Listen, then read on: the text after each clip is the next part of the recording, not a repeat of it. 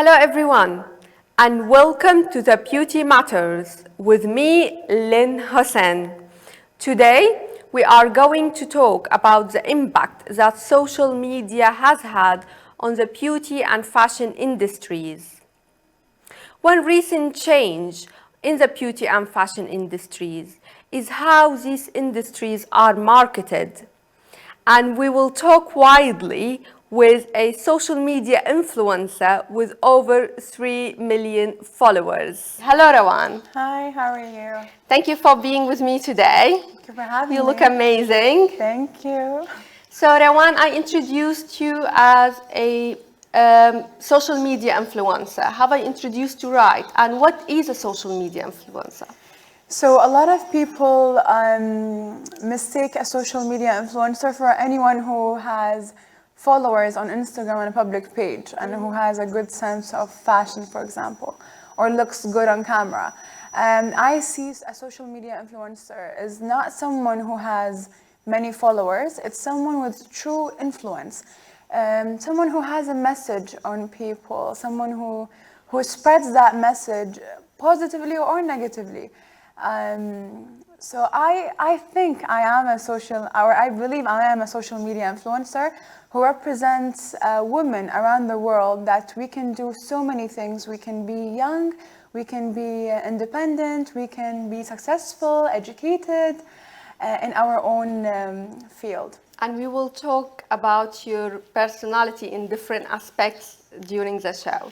I want you to tell me about the story, how you became a social media influencer. So not many people know it. Has it come like organically, or have you planned to be a social media influencer? So it's actually a funny story.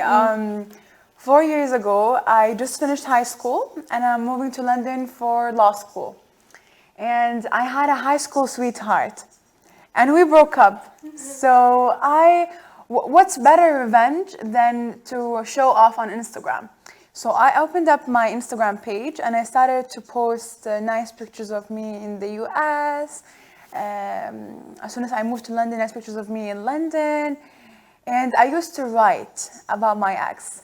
So all of a sudden, on a flight from LA to Kuwait, my home country, people recognize me in the airport. And I'm like, how do they know who I am? I never liked the spotlights in that sense of spotlights. Yes, I never really liked to be put under the spotlight or to have to dress up and look perfect for the camera. I never really liked that kind of fame. I was a very smart student at high school. I was very active, but in that sense of spotlight. NBC, which is one of the biggest broadcasting channels in the Middle East, has taken all my articles and my pictures and published it as the Kuwaiti writer that looks like Brooke Shields. So I started to be trending on Twitter and Instagram, and I was getting followers like crazy. And how many followers do you have now? So in 4 years, I have 3.6 million followers. And that was it. Thank you, my ex. Thank you, my high school sweetheart. Now we will be back to the main topic. Do you think social media is affecting the beauty industry? And if so, in what way? Social media has affected our lives in general in all aspects. If we talk about the beauty industry itself, let's say that, for example, beauty brands has switched from putting big and huge budgets on prints and TV to being digital, to digital and social media. Social media now is accessible to everybody. It's affordable to everybody. It's for free, basically. It's closer to you than TV and than magazines. So all the brands have now focused on promoting their brands and being and existing on social media platforms. So this is how I think it changed. You talked about accessibility. Do you think that put pressure on people? Because every second you flick and there's something new. Do you think that put pressure on girls or like the idea of perfection changed, or people look to themselves in a different way? Do you think it affects how we see ourselves? So I've said this before to my followers, because I have a huge following of young girls and teenage girls. I have said this before, I'll say it again. If I was a 22-year-old, an ordinary 22-year-old, I would never have this lifestyle. My parents, even if they are financially stable, they will not be able to provide a life where I jet around every week, where I skip uni and I have to study on the airplane because I'm going for a campaign, or I buy the latest bags because I have to be dressed in a certain way, or I have to be following the trends. Social media has put the standards too high and unrealistic. People need to know that most of our clothes and most of our bags and jewelry are sponsored by the brands, because we promote the brands. We make people go and buy the brands. That's a very good point for. And let's say 50% of those pieces, we haven't really bought them, and we might even be paid to wear this piece. So it really breaks my heart sometimes when I see young girls trying to live up to that standard. It's not realistic. It's not real. Sometimes we are forced to live in a certain way, or at least look that we live in a certain way, because we have to, and it's our way of living. But I think now that there is more awareness and people are aware that we are marketing stars, and we are, and social media is a marketing channel now for the brands. Who you work with? If you can just give me a list of So I'll give you a list of a couple of brands I've worked with. I've worked with Fendi fashion, Fendi watches. I've worked with Charlotte Tilbury. I've worked with the so Gucci all makeup, big international brands. Pantene, Kerastase, and so many brands that I truly, genuinely love, because I'm a client of them, and they've taught me a lot. In a young age, being able to work with big brands, it teaches you commitment, to be professional, to be on time, but not today. It taught me we'll not talk about responsibility. That, It taught me a lot, so I'm truly thankful to those brands. If you have like a magic click to make all your followers, to influence all your followers in one direction, what it will be? You have different parts in your personality. Like you are educated, we're talking about the beauty here. We'll talk more about the business part. But how do you influence them? If you can like just do it. So my main message when I first started was to rebut any stereotypes we have about Middle Eastern girls. So people have an idea about Middle Eastern girls that they are living in a very, let's say, I don't want to say closed-minded, but let's say, I don't know, limited traditional society. They cannot achieve, or they cannot do anything by themselves. And no, that's not the case. I am Middle Eastern. I'm from. She's the first one to be in our show. I'm from a Kuwaiti family. My mom is Palestinian, and I grew up in a very traditional family. However, my parents have taught me that if you want to go to London and study law, go for it. Do it. Why not? If I want to be a law graduate and a social media influencer and work with brands, yes, I can do that. And I think this message is not only for Middle Eastern women, it's for women around the world. We can do if we put that in our minds. Another message is beauty comes in all sizes, all shapes, and all colors. Yeah. Don't put standards for beauty. It's unhealthy. Because people believe it, and people may get too much engaged with it, It will affect their confidence exactly, as well. and their mental and their emotional That's health. true. It's okay to have stretch marks. It's okay to have cellulite. It's okay to have pimples. It's okay to have breakouts. Yeah. We're human beings. We're not made to be perfect. Yeah. We are made to be to live with our flaws, to accept them, to love them, and to live with them. Yeah, so we should love ourselves as we are. Don't try to change it. Maybe change it to the positive way. So I want also to ask about social media just in depth. 10 years from now, how do you see it? So where it will be? So I think social media is already having a big drop. Let's Do you think? Yes, let's consider even the brands are realizing this. 5 years ago, the brands had bigger budgets for social media marketing. Now it's not really the same, because now there's too many influencers. Everyone is becoming an influencer. Everyone is getting a huge number of following, likes, comments. So there's a lot of competition in the market. Plus, we as human beings, we get bored easily. So 10 years ago, I don't think anyone had Instagram. It was Facebook, the platform that was trendy. Now it's Instagram, and now it's Snapchat. Yeah. It's even personally, I get more views on my Snapchat story than my Instagram story. So whether it will remain the same in 10 years, I can't really predict, but I can tell you that I don't think so. Maybe another platform will take over. I want to ask you about we talked about you are an Arab lady, and you are social media influencer. We talked about the number of followers you have. I'm sure you have a negativity. There are someone who will come and just be against you for whatever reason, or a jealousy reason. How do you deal with it?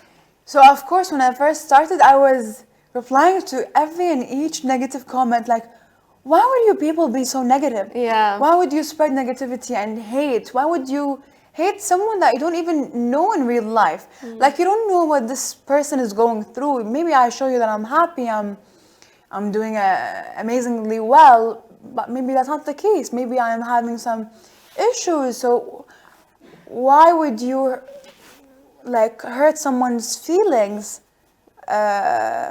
But maybe because it's very easy access, like it's just a I know. comment. So I had this mentality 4 years ago or 3 years ago. But now I realize one thing. Whether you're famous or not, even if I look back when I was in high school, I used to get the hate too. Everyone gets hate, whether you're famous or not, whether you have 1 million followers or 100,000 followers, or you're perfect or not, or imperfect. Hate is there. It is a feeling that we're not born with, but we develop over the years. So, but social media maybe allowed us to see it. yes, because social media doesn't have any laws. There's no Barriers. exactly. Just get through to the And person. people tend to be braver over the media because you cannot really meet them in real life, and you can't even. You can take them to court maybe, but you can't really. There's so many fake accounts and there's so many comments. You wouldn't be following each one of them in court. But now I try to focus, of course, on the positive people who are the reason why I am here today, who are the reason why I work with international brands, who are the reason why I wake up every day and I look forward to share whatever I'm doing with them, you know? So social media opens the door for new businesses opportunities. We will talk a little bit about your brand, House of Rawan. So can you tell me a little bit about it, and then we will show your lipstick, the one you have with you today, the one you're wearing today. So today I'm wearing Baby Girl lipstick and lip liner. House of Rawan established 1 year ago. So far we have one collection of 5 colors, 5 lip liners and 5 lipsticks. Rawan's Essential Collection. By the name, it's the essential colors that every girl needs. It's available online in one of the boutiques in Dubai. We're launching a new shade next month. That's exclusively for you. Yeah, for Beauty Matters. The color will be more bold, a very dark shade. I can't wait for you to even try it out and tell me what you think. Definitely. And that's it. Why I launched the brand, because working with so many brands make you know and understand what the market wants and what your followers, who are also your potential clients, would look for in a product. And why lipsticks, why lip liners? Yeah. Because for me, my to-go-to makeup is a lipstick. I love lipsticks. And a lipstick is something like, not any lipstick can be your lipstick, because you want something that is long lasting, that doesn't dry your lips, that the color would suit your skin tone. So this is why I thought lipsticks would be a good idea, because it's what so many girls would wear on daily basis. Like, you wouldn't wear lashes on daily basis. You wouldn't wear. Yeah, but everyone will put lipstick Exactly, every day. exactly. For the future, do you think like you will have your own like brand of makeup which include like wider For sure. range? So because I just graduated from law school. Yeah, we'll be in a second. We'll 2 get days to ago. it. Congratulations. Thank you so much. I didn't really have the time and the effort I wasn't even able to focus on the brand and how to develop the brand. And I love to have my personal like touch in everything and input in everything. So I could have easily hired my team to do everything for me and to launch a whole makeup brand, but I didn't want to. So now that I graduated and I'm fully focused on work, I can plan the brand very well, and hopefully within 5 years from now, I'll have a full beauty house. We are looking forward for it, especially me. I will try it and I will let Inshallah. you know, inshallah.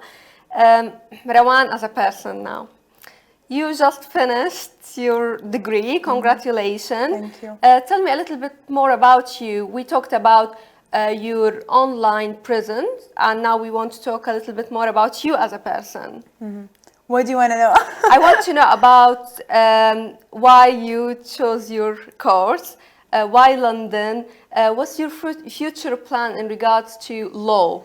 Okay, so I grew up in a family of so many family members that are in this field. My aunties, my uncles are all lawyers. And I grew up loving law, and because law is not only government legislations, law is a universal law. It's the way we're sitting now and speaking to each other. It's governed by some kind of universal law. It's what protects your rights and tells you what you have to do and what you have to take and what you should give back to the community or to the universe, let's say. I was in the US and I made the decision that the best law schools in the world and one of the best legal systems in the world is the UK legal system.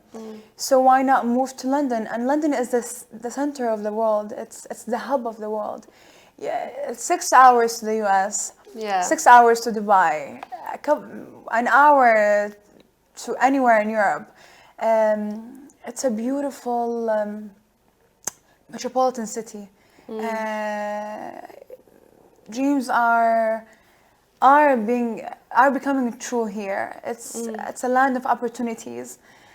So when I moved here, I loved it, and I loved how the educational system works in university. For example, it's a bit different. So in Kuwait and in the US, you will get other subjects other than law in your law course. Here, it's just focused on law. Everything I've studied since year one is mainly focused on law. And in my second year, we studied about Brexit and the EU and the UK and how the UK is a part of the EU. And I just loved it because we don't really have the same legal system in the Gulf or in the Middle East. So it taught me a lot about this part of the world.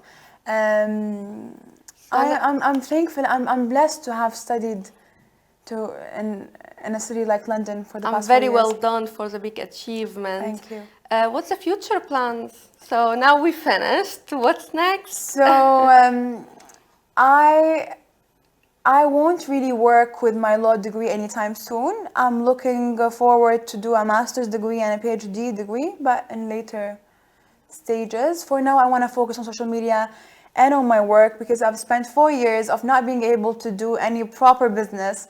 Now it's time to use social media and to use my presence to develop my brand and improve my brand and grow my brand. I don't want to be a lawyer. I don't see myself as a lawyer because I'm very emotional. Okay, that's interesting. But I want to teach law. I have always been a good speaker. I love teaching. And even at uni, I would like get my friends around at my place and I would like teach them or do a revision session for the exam tomorrow or for the assignment submission. So I would love to teach law. I would love to go into human rights law. I think now with the violations going around the world, we truly need human rights lawyers. And that's it. We wish you all the luck. Thank you so much. And I know much. you will be successful on it. You also kind of a writer, if I'm right. Okay, so the writing part was when I first started social media. Okay, tell me about it. So I was a loving bird and I just wanted to write about people that I love. No, that's not what I meant. I meant the book. Even the book. So the book, I'll tell you, so the book has parts of the articles and the poems that I wrote 4 years ago. So what we did is we gathered all the poems and the articles, we put them in a book, but it was kind of a novel. So a novel, and we have inserts of poems and articles. I am proud of the book. It was a very brave move, but if I would go back in time, I wouldn't have published the book. Why? Why? Because I was in a very young age and I had so much to learn. I've made so many mistakes that I would want to fix. Yeah, if but it's we up to learn me from now. our mistakes. Exactly, but it was a brave move. It was a good experience. The book was sold out in Qatar, sold out in Kuwait, the International Book Fair. I had book signing in Kuwait, and it went very well. I loved meeting my fans, and it was a good experience. But would I do it again? I don't know. You don't know. And will it be the same? Will it be like a novel, or do you think you will write in a different way? If I would write anything now, I would wait for a couple of years from now, let's say 5 years, 10 years from now, and I would just write what life has taught me in a very young age. In a very young age, I've been through a lot, and I think I grew up very fast with social media. Do you think, this area it made you like grow quickly and learn quickly and meet lots of people? So maybe I would write a book with what I want girls to learn, you know? Yeah. So what drives your success?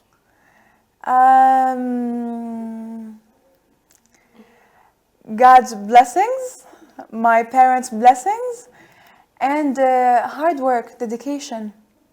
You are hard work, huh? Yes. Yeah. Yes. And who influenced you? Who influenced me? My parents. I think the most essential thing in anyone's life and their character, their personality, when you meet them, is how they were brought up. So I think the way a person was raised would affect their personality 100%. I grew up in a family where my parents were very family-oriented. They're very focused on work and education. So even when I became a social media influencer, I couldn't drop school because I was raised that education comes first. Even if you get $1 million offer, no, finish your education. And this is exactly the case. I had $1 million offers to move back to Dubai and work, but I chose to stay in London and do school. And as soon as I finished my degree, now I can be a free bird and I can focus on work, but education comes first. Yeah. So I believe my parents are my biggest influences. I want you to look to the camera and I want you to tell your followers something from heart, especially for Beauty Matters, and we will put it on the promo later. Okay. Hi. Thank you so much for everything. Thank you for being my supporters. Thank you for being my friends and my family. For the past 4 years, I was living by my own. I was alone, but I wasn't lonely because I had you guys and you girls. Social media is our best friend now, and you guys taught me a lot, and I'm forever thankful and blessed for everything that social media has offered me, and I can't wait to give back, and I can't wait to see a good influence or a positive influence that I have on you, and that's it. Thank you so much, Rawan, for being with me today. She's been a great speaker, a great guest, Thank you. and I wish you all the success in the world. Thank you. And for you, audience, stay safe for next time and join me in Beauty Matters.